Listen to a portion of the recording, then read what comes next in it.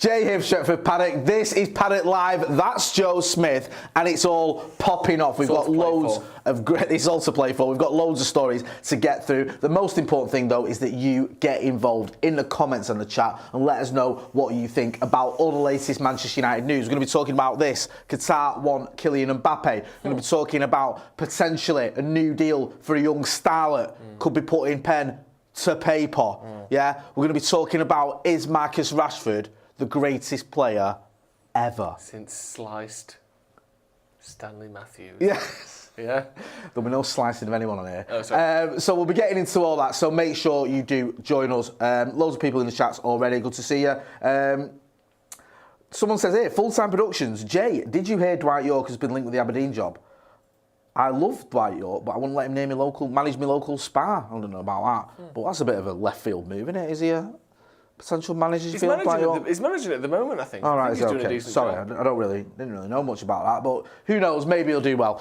Anyway, what we starting with? Contracts. Yeah. So the first contract here, Alejandro Garnacho. Go on, talk us through it, my friend. Yeah, plans to extend the contract of 5 United players currently ahead of the summer are taking place. Contract talks are taking place for Marcus Rashford, Luke Shaw, Diogo Dalot, David De Gea, and Alejandro Garnacho. De Gea, Shaw and Dalot are nearing the end of their current contracts, whilst Rashford's deal runs out by the end of next season.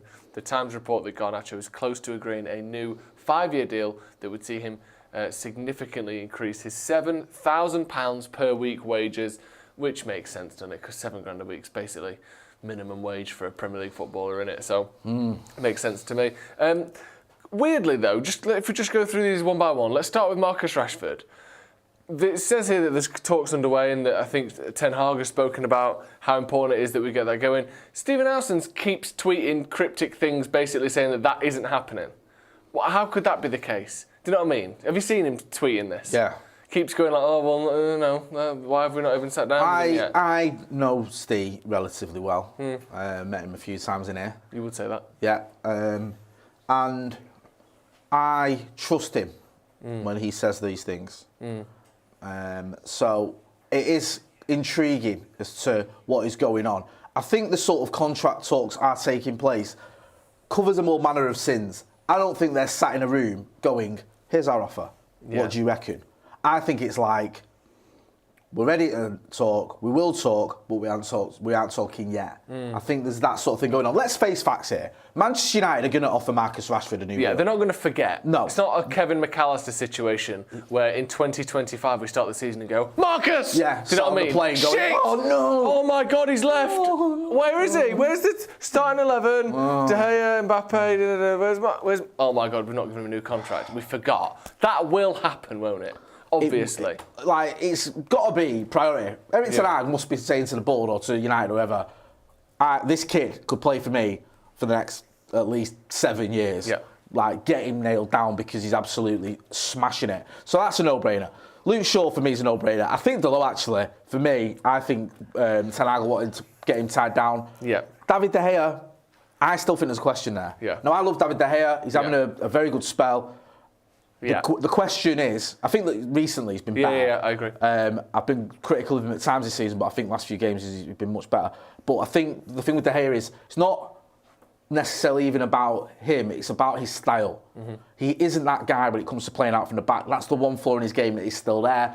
The question is, does that matter to Ten Hag enough to go, I'm not going to keep you on? Yeah. Because we've heard that David De Gea is willing to take a pay cut and everything, but it's not a question of taking a pay cut. It's a question of, can you fit into Ten Hag's system? Yeah. I'm not so sure. I'll be honest with you. Get involved in the chat in the comments. Let us know what you think.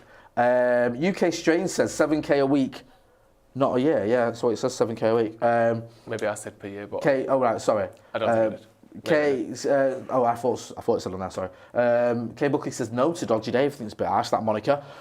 Just on a few of these, is there part of you that thinks if we were to have this graphic sort of, held before us 8 months ago, not me or you, because I think we're slightly more, but some people, and maybe even some of these people on here, would have gone, Rashford, gone, he's been shit. Shaw, gone, he's been shit. Dalot, he's never had a first-team place at United. I won't care if he went. David De Gea, passed it. Garnacho, who is he?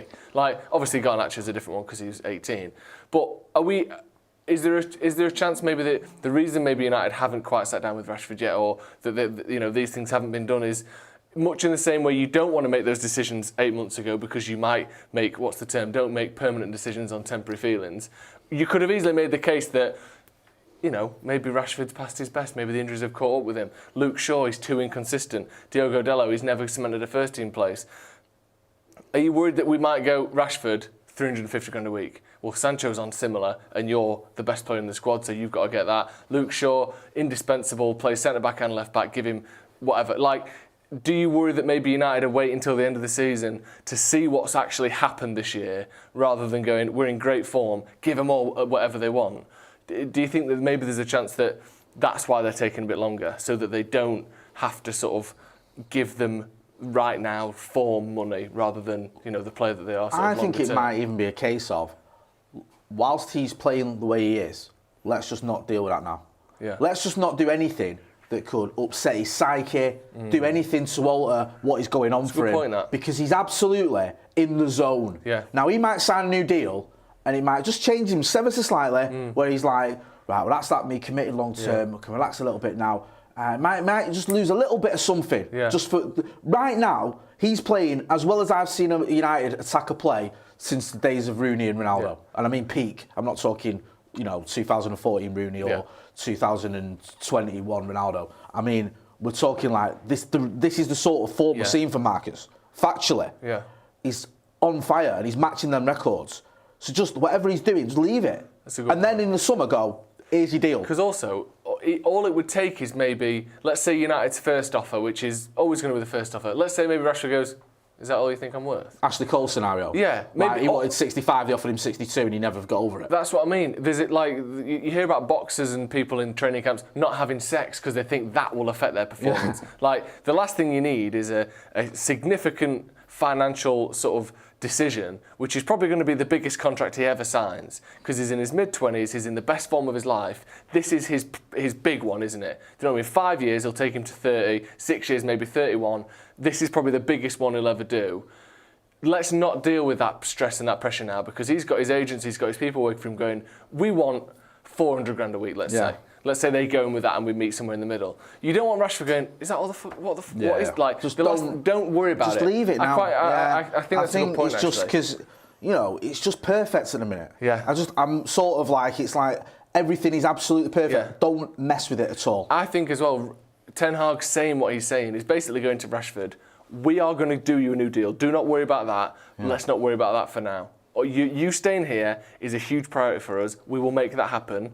We'll sort out the deals and the money. We'll sort that in the summer. But for now, you keep doing what you're doing. Because I think Ten Hag coming out publicly and saying that is giving him the knowledge that he's safe. I think with Rashford as well, like, I know when players are playing well. We've seen Rashford scoring goals under Jose. We've seen him scoring goals under Louis van Gaal and under Ollie. And, he was hitting similar numbers at one point under Ollie. But I think Rashford, after being under Ragnick and what was happening there, and even some of the statements he said about Ollie, I think he's loving playing under Ten Hag. Me too. He's got a manager who's got him after a poor season and gone, forget that, you're my guy. You're my guy. Don't worry about last season. I know what you're about. I believe in you. I want you to play every game. You're either in the middle or down the middle, or you're on the left. Now and again, you're on the right. But I need you. And he's stuck with him, getting the best out of him. And I think Rashford will be looking at going, this manager's just ideal for me. Yeah. He's just this is the best manager for me I've ever played under. You might argue that Van Gaal or Jose were better, essentially what they've achieved or anything. But no one's got more out of it. No. For Rashford, he's got a manager. So if that, I think you might as well. If the manager says, listen, don't worry about that, we'll deal with that in the summer. I was thinking, yeah, man, not a drama. Do you know what I mean? And listen, we're not hearing anything about issues or sulking or it's a problem. Ten Hag dropped him when he was late. He laughed about it and said, I got it wrong and I was right to get dropped. And he came off the bench and scored the winner. So let's not look for some... It is. So I think it's, I'm not worried. I love Marcus Rashford. Yeah. I'm so glad me and you and basically everyone else on this channel was sticking by him when a lot of people saying get rid. And I think that come next summer, or come the summer, I should say, we'll be all right. He's a United fan. We're going to offer him mega money. We can afford to do it because he's come through the academy and he's absolutely smashing it. And he deserves it, as does Alejandro Garnacho. I think the only sort of one, like we said, is De Gea. It'll be interesting to see what happens there. Hanlon, 86 says, proper giddy for tomorrow. Let's make Old Trafford bounce. He's been a member of the first team for 2 months. Yeah, certain someone, Joseph. Yeah. If you know Joe Smith and you've got a couple of tickets knocking about for tomorrow, get in touch with him on his socials. Yeah. What is it, Joe Smith 93? Joe Smith 93. Obviously, I'll pay. That's not like just because a ticket. And he's a member. I'm a member, so we can sort the transaction. Hand it over to me. Let me know if you've got a spare ticket or 2 tickets, ideally. Joe Smith 93 on Twitter. I know I'm begging on a video, but I want to go to the game and we're struggling. Mate, come on. Thank you. Do you know what I mean? How often do you get to see the greatest football team ever play Barcelona? Right, next. What we talk about next? Bet Victor. Yeah. Bet Victor. Adam McCullough has been with Bet Victor as part of their last fan standing videos. Talking about Rashford. Talking about Marcus Rashford. He's been chatting to other fans. Adam McCullough's been making this argument about Marcus Rashford. Let's check it out. I think people get confused with the best striker at the moment and like just the best striker in general. I think on form is quite possibly one of the best player in Europe at the moment.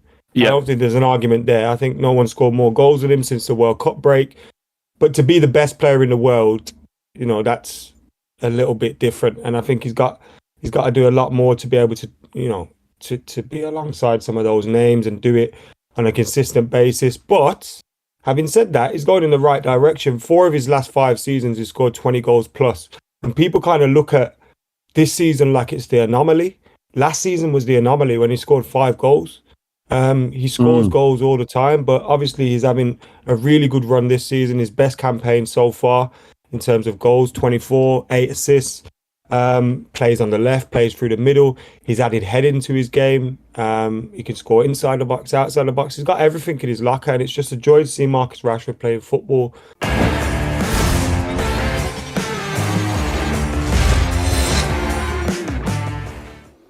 I love that from McCullough. And I couldn't agree more as well. That point of this last season was the anomaly. People say, no, he's finished, he's past it. He has 1 bad year for United. Like every year, his stats have gone like that. And then when he broke his back and got injured, they just went parallel. It took a sideways step. 22 goals, 21 goals. Yeah. And then it went to 5 goals. But every year had been like this before that. And then he went, 1 bad season, sell him, he's shit, he's never going to be good again, he's ruined, but Solskjaer's broken him. What are you on about? So this idea that Rashford was past it, or that last season was somehow what he is, when it was so clear that was the anomaly, like McCullough said there, I think that's a great point.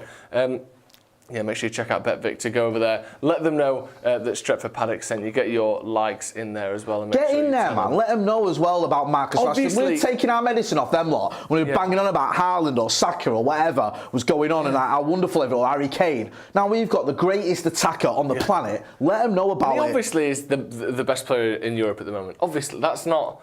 Really, there's no debate in that, is there? In terms of output... I was watching it on the weekend against Leicester, and there was a point where, in the end, his shot, I think, was pretty much almost straight down the barrel at Danny Ward. But he got the ball, and he's got like 2 players in front of him.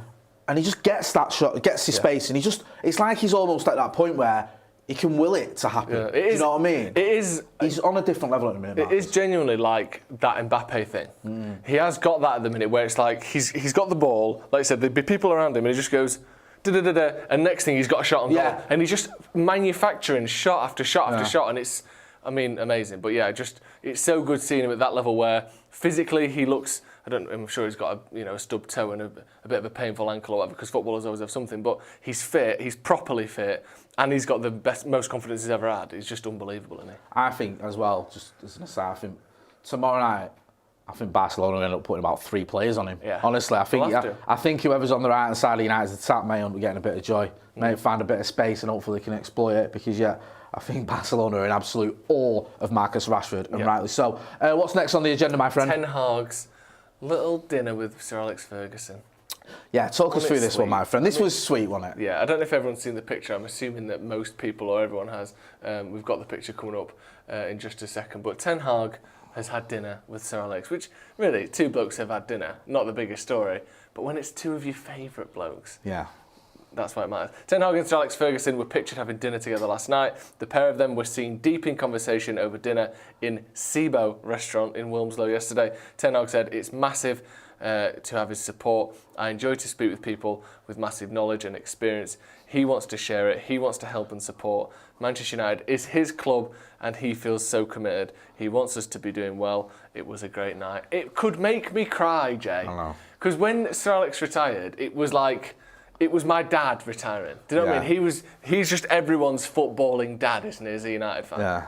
And look at that, I love it as well. It's not like entourage, it's not like, you know, friends or kids or wives or whatever. It's literally them two sat having dinner together on a table for two. Yeah. That is magnificent, isn't it? Because you could easily have been Fergie and Ten Hag trade stories over dinner, and you look and it's like everyone's there. Fucking Arsene Wenger's there, and all them, you know, those weird meetings that they all have where it's like this, the Illuminati of football managers. Yeah. But it wasn't. It's actually just two of them sat having dinner. Yeah. It's just beautiful. What do you think they said? I don't know. I just imagine being the waiter and you go over to that table and it's like Ten Hag and Sir Alex sat there.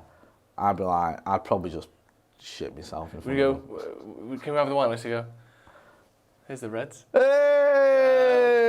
You know I like white wine. All right, well, fuck you. Well, you just ruined the joke. Fuck you, then I quit. Yeah. Fucking table goes up. Have you heard the rumours as well that apparently Sir Alex is going to a lot of the away games and like sneaking in? Well, he was at the Barca game when he not like in the TRA or whatever, but like or like in the fucking with the away fans. Limbs all over the gap. Like with a like sat on everyone's fucking crowd surfing. But I think he's sneaking in like all the royal boxes and that. Well, he was at Barca. Seen that the picture with Nani, him and Nani. No, I haven't. Him and, like, he was at the new camp and Nani, but I was with him. So there's pictures of them two doing the rounds. I look like the thing that annoyed me was things were going wrong. And you see a picture of Sir Alex Ferguson. They always go to Fergie when we're losing. Yeah. And then I'd seen these plant pots online going, Fergie needs to just stay away and stop going. Why? Yeah. Why should he not go to the club that he helped build, basically? Yeah. Like, why should he not be able to go and watch us? That is ridiculous. Of course he can go and watch us. And also, that has zero effect. If you're a manager and you're so sensitive and precious that Fergie sitting in the stands puts you off, you're not fit to be manager of Manchester United. Yeah. That's just a nonsense. Yeah, the greatest manager of all time who made Manchester United, the modern version of Manchester United, good what shout. it is, isn't allowed to go to games because it might upset the manager or scare the manager. Is literally the most ludicrous. Like, there's no manager, to be honest, that I would want to be at a game more than Fergie from the stands anyway. So, fuck you. And if you've got anything about you, now. want to show off, won't you? Go, look, Fergie, this is what I'm doing with this team. Yeah. It's absolutely mint. Where was it? Someone just said it and I can't find it. It was a really good quote. Slick Vic says, The Godfather and his consigliere. I like that. Nice. Nicely done. That picture almost broke the internet. Where was it? Sibo in Wilmslow? We should go there. Smell all the tables and the seats. Do they do seats pasties in that? I don't know if they do pasties, but I think... Pasty or maybe a sausage. See, they got a lovely carafe of wine there. Do you know where they pour it into the little bigger bottle to get a bit of oxygen on it? Can you get a bit of Pepsi Max cherry in it? We can do a Pepsi Max sausage cherry roll and that, can't you? It's a lovely cherry harvest this year as well, so it's an excellent vintage. Oh, right. Yeah. I'll probably have a bit of ice cream and that for afters. Yeah. Any sprinkles, sir? Nah, I'm driving. Can I tell you? Yeah. Sir Alex has sprinkles. I'll have sprinkles then. Yeah. I thought you might. I'd love to have been there. My head. Just under the table like that. I know. Listening in. With a tablecloth over my face and oh no. Just listening to the whole thing. Fucking hell, what a meal. Honestly. It's absolutely... Isn't it just mint being a United fan? It's good, isn't it? Right, what's next on the agenda? Yeah, we've got Xavi's press conference. He's been chatting. Look at him. Yeah. Oh, Xavi presser. Yeah. Go on, what's he saying? Yeah. Sorry.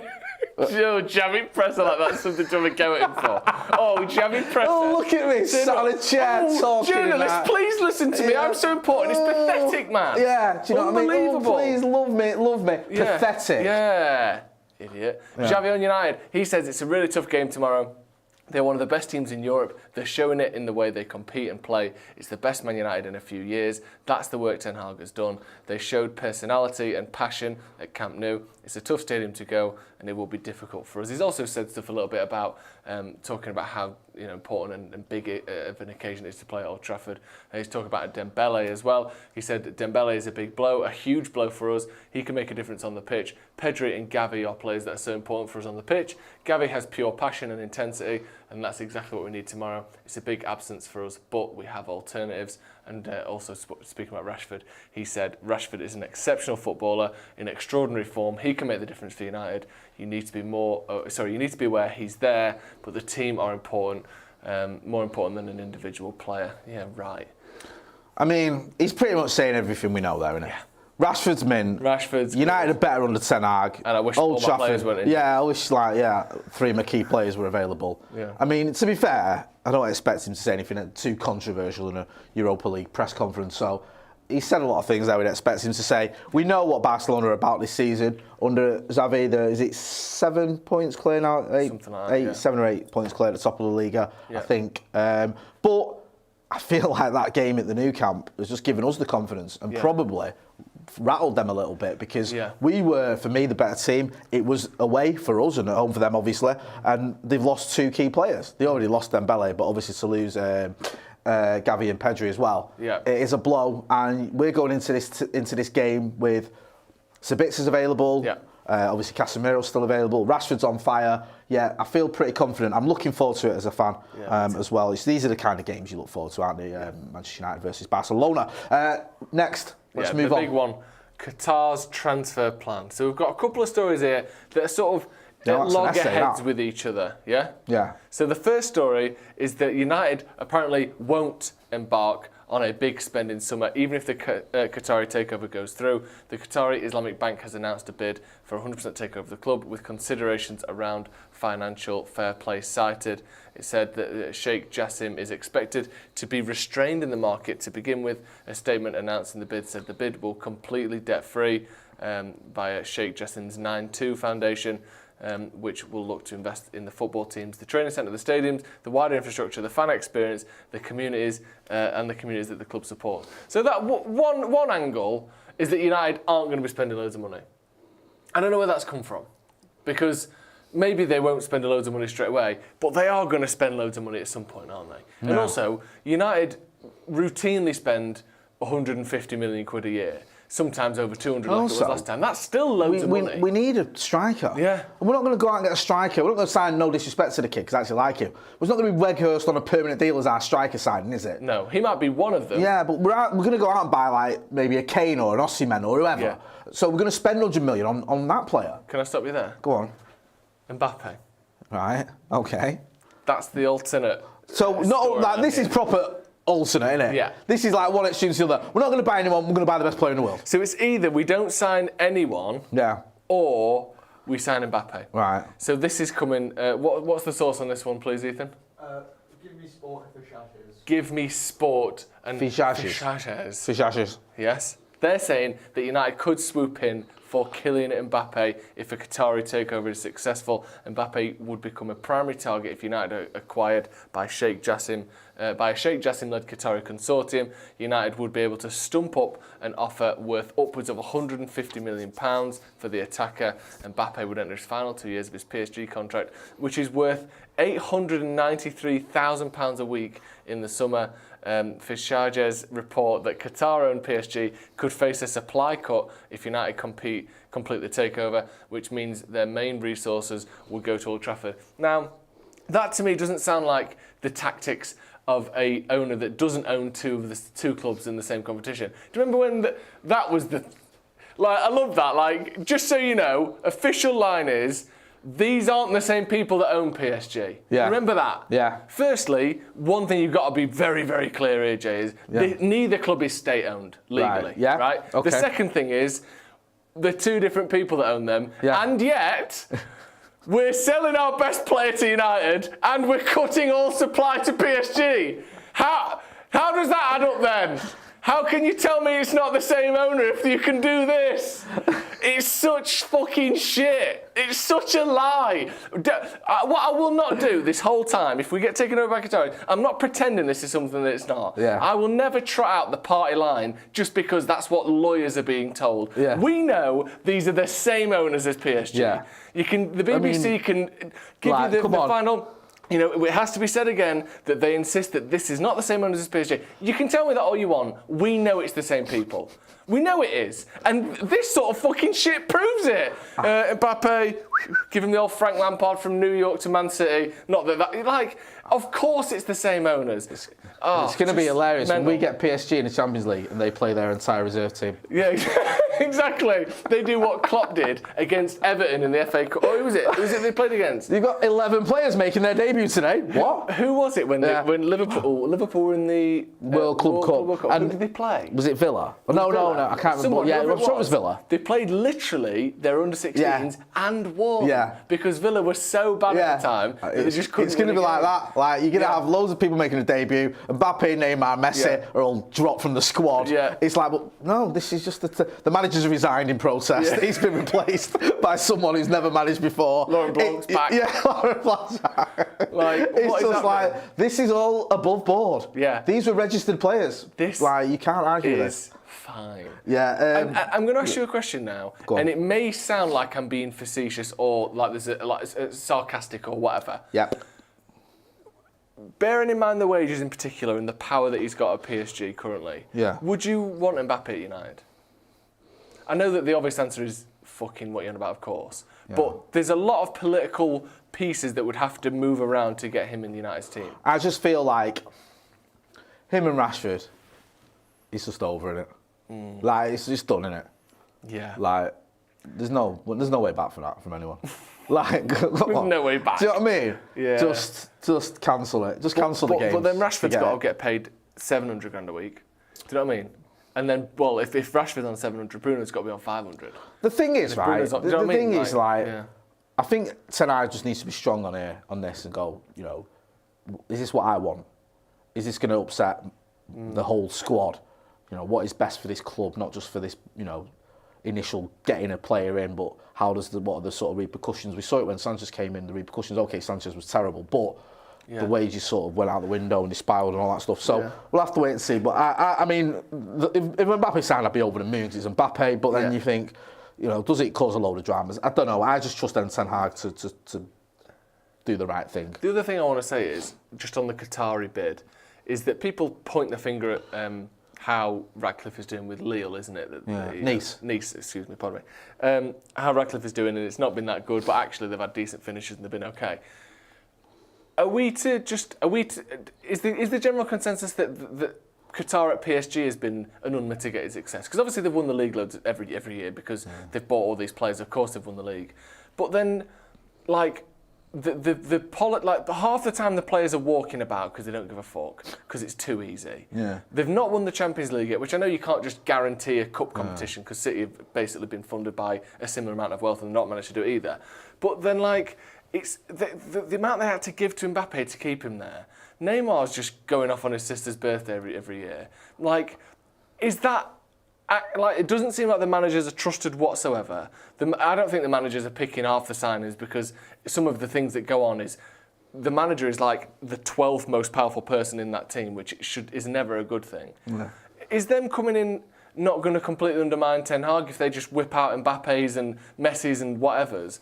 Does that not worry anyone? Yeah, it worries me a little bit. This sort of ludicrous spending power that is going to inherently undermine the manager. I think if they do come in, they have to give the manager control over transfers and stuff. He has to have final say. Yeah. I know there's this structure at the minute, and I think, is it Mercer, Ten Hag, and maybe... I think Arnold. Well.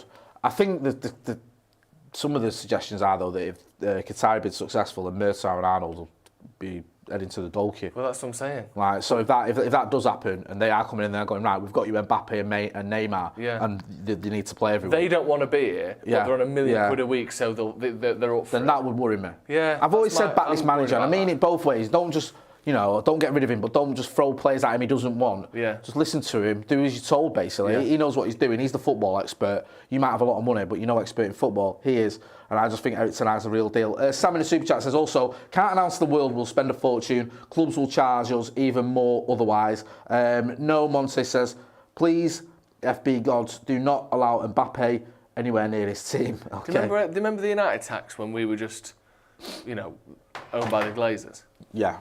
where you pay probably, 1.3, 1.4 times what most other teams would pay for players. Do you remember like that summer where we went into negotiations with Palace for Wan-Bissaka? Yeah. And they went, we want 50 million. Forget that. Yeah. That ain't happening. Not worth it. Right, we'll give you 30. No, we want 50. All right, we'll give you 35, and if we win the Champions League, we'll give you let another me stop 10. you there. You're not in the Champions You've League. not qualified for the Champions League for 3 of the last 5 years. So we're not doing that. We want 50 million. Right, well, what we'll do is then, we'll give you 49 million now and $1 million tomorrow. Yeah. Right, fine. Right, so Right. structured payments. Yeah, same with Maguire. We want 85 million. You're not having it. Right. Think how much we're going to have to pay for players if we're owned by Qatar. Yeah. And it's like, oh, have you got enough money? No, we can't afford it. Yes, you can. You've got all the money in the world. Right. Okay. Well, all right then. Yeah. Okay. Imagine contract negotiations like that as well. Yeah. Imagine your Marcus Rashford. Fred's going to be on 600 grand a week. Well, your Marcus Rashford going into contract negotiations and the Qataris have took over. Yeah. You know, right, we'll start. You know, I'm not asking for a lot. I'll just start with 870 grand a week. Yeah. Scott McTominay signed up for an old body augmentation program where they're going to try to turn him into fucking Captain America. Captain Altrincham playing for Man United with steel shins and a fucking shield. Phil Jones. I honestly think Scott McTominay would be up for that. I think anything where he could put a slightly harder tackle in against a Leeds player and he'd do it. Yeah. He'd change everything. He's got a steel arse and it's going to make him fucking back into everyone like Drogba. What a player. What a player. Well, on that bombshell, we're going to leave it there. Big thanks to BetVix and Last Man Standing for sponsoring us. Go and check out the link in the description. Let them know that Stretford Paddock sent you. Joe, where can people find you? Hopefully at Old Trafford tomorrow. If you've got a ticket, two tickets, please. Man, two if tickets. you have, let me know. Joe Smith 93 on Twitter. Just sort me out. I'll pay for it, obviously. I just would love to be there and I'm desperate. He'll pay for it in many ways, if you know what I mean. Ideally, just cash. But he's open to negotiation. I don't know what that means. But, you know, I'm not going to rule it out. Just message me. See you later.